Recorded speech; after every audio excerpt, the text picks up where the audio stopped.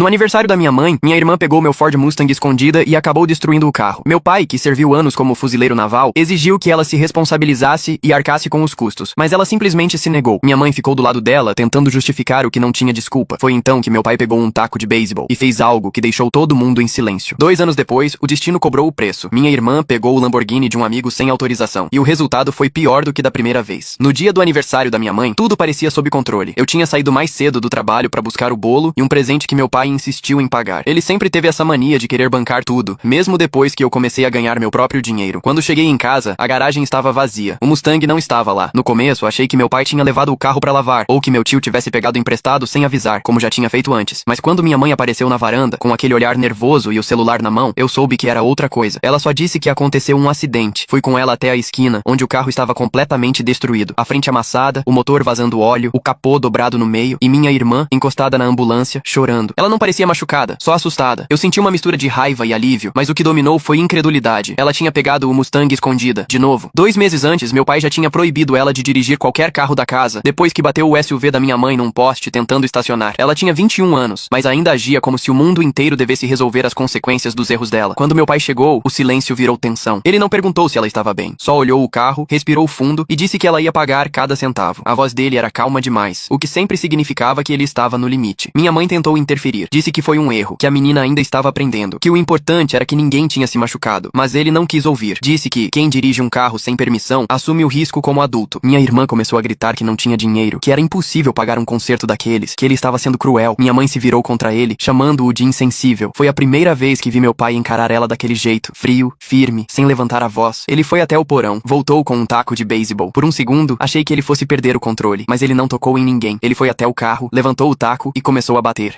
1, 2, 3 vezes até o para-brisa ceder. Minha mãe gritou pra ele parar. Eu fiquei congelado, mas ele continuou. Disse que se ela não valorizava nada, então ele iria mostrar o que custava destruir algo. Cada golpe fazia minha irmã chorar mais alto. Quando terminou, o carro era só sucata. Ele deixou o taco cair e entrou de volta em casa sem dizer uma palavra. O silêncio que ficou depois foi o tipo de coisa que marca uma família pra sempre. Nos dias seguintes, ele não falou com ninguém. Minha irmã trancou-se no quarto e começou a postar nas redes como se fosse a vítima de um monstro. Minha mãe tentava justificar o comportamento dela dizendo que o pai era duro demais, que ele a pressionava, mas ninguém parecia disposto a olhar para o que realmente aconteceu. Eu tentei mediar, mas era inútil. A casa virou um campo minado. Qualquer conversa terminava em gritos ou portas batendo. 2 anos se passaram, eu me mudei, tentei seguir minha vida, mas o rancor nunca saiu completamente. A família se dividiu em 2 lados invisíveis, meu pai e eu de um lado, minha mãe e minha irmã do outro. Até que, numa noite de sexta-feira, recebi uma ligação de um número desconhecido. Era um policial, perguntou se eu era irmão de Ashley Miller. Senti o corpo inteiro gelar antes mesmo de ouvir o resto. Ela tinha pegado o Lamborghini de um amigo sem autorização, perdeu o controle numa curva, atravessou o canteiro e acertou outro carro em cheio. Dessa vez, o resultado foi pior do que da primeira. Quando desliguei o telefone, fiquei parado por um tempo sem saber o que fazer. A voz do policial ainda ecoava na minha cabeça. Ele disse que minha irmã estava viva, mas o outro motorista não, e que o dono do Lamborghini já tinha registrado uma denúncia por uso indevido do veículo. Peguei o casaco e saí sem avisar ninguém. Dirigir até o hospital foi como atravessar um sonho ruim. Cada sinal fechado parecia me atrasar de propósito, e eu só pensava em como aquilo parecia uma repetição distorcida do passado. Quando cheguei, minha mãe já estava lá. Ela estava com o rosto inchado, os olhos vermelhos e as mãos tremendo. Disse que Ashley estava sedada, com algumas fraturas, mas fora de perigo. Eu perguntei do outro motorista, e ela só desviou o olhar. Meu pai ainda não sabia. Fui eu quem teve que ligar. Ele atendeu com a voz cansada, como quem já esperava uma má notícia. Quando contei, ele não respondeu nada por alguns segundos. Depois disse apenas que iria pro hospital. Não demorou muito. Quando ele chegou, o ar do corredor pareceu mudar. Ele não olhou pra minha mãe, nem pra mim. Foi direto até o quarto onde Ashley estava. Eu fiquei do lado de fora, mas dava pra ouvir os passos lentos dele entrando. Minha mãe tentou impedi-lo de falar qualquer coisa, dizendo que a menina ainda estava fraca, que aquilo podia piorar o estado dela. Mas ele entrou do mesmo jeito. Quando saiu, 10 minutos depois, parecia outro homem. Não zangado, só esvaziado. Disse que ela tinha olhado pra ele e perguntado se ele ainda a odiava. E ele respondeu que não, que o que sentia agora era algo pior que raiva. Era decepção. Minha mãe chorava, dizendo que ele estava sendo cruel, que a menina já tinha aprendido a lição. Mas ele não acreditava nisso. Disse que ela nunca aprenderia enquanto alguém continuasse protegendo-a de tudo. Nos dias seguintes, o caso tomou proporções maiores. O outro motorista, um homem de 34 anos, não resistiu aos ferimentos. O processo começou quase imediatamente. O dono do Lamborghini exigia indenização e a família dele falava em processo criminal. Minha mãe passou a viver em função de advogados, tentando salvar Ashley de uma prisão. Meu pai, por outro lado, se distanciou completamente. Ele dizia que a pior prisão era a que a própria consciência criava, mas no fundo, eu sabia que ele não acreditava mais que ela tivesse alguma. Eu comecei a ver o